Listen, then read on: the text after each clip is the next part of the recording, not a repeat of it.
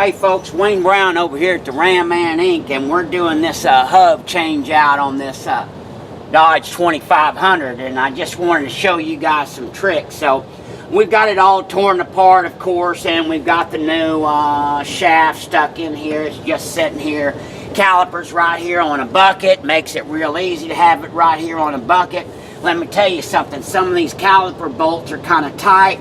If you'll get this thing off the ground so you can turn the steering, it's really going to help you, because you can turn it all the way to the right and you can get in here with a cheater bar and get these bolts undone. You with me? This is turned. You can get in here with a cheater bar. That's gonna help out. The other thing is being able to turn this knuckle back and forth is going to help you to get to the hub bolts for sure. And the other thing is, as you guys know, a lot of these are stuck real well. They're basically rusted in place, and you can use the steering. You can use a bar or a big old deep socket, and you can push it against put it against the housing and against the back of the hub, and you can turn the steering just a little bit and use your hydraulic gear to pop this thing loose. So we've got it all together. Of course, I never do have any rags. You always ought to have some rags when you're doing some kind of a install instead of some nasty old paper towels. Good old rags helps out a whole bunch. You remember that, Zach? Good old rags. So anyway, we want to make sure that our our shaft is pushed in all the way, and it is. And what I wanted to show you guys here, we've got to put on our little dust shield, right? Goes on just like this. And what we've done is we've cut this little tab that hangs down with just like some tin snips, so that we can get to our grease fitting that we're going to use. So remember, I show you guys all the time, you can just slide the unit bearing on, and then you can slide in the guts and the rings and the locker, or you can do it as one piece. So we've got it greased up.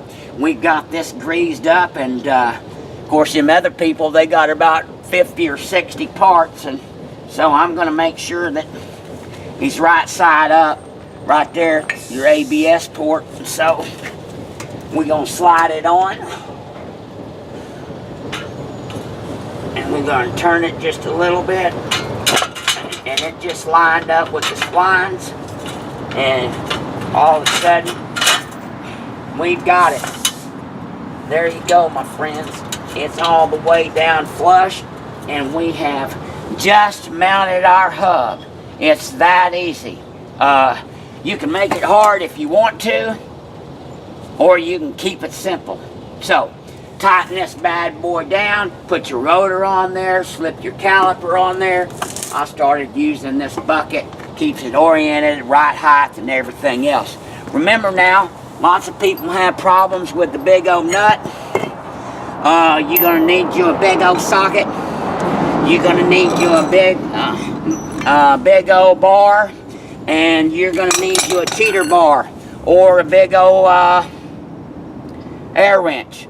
I did a dually here about a year ago. We literally had a 6-foot cheater bar on the end of this. It was hilarious. Looked like the Three Stooges, but it actually worked.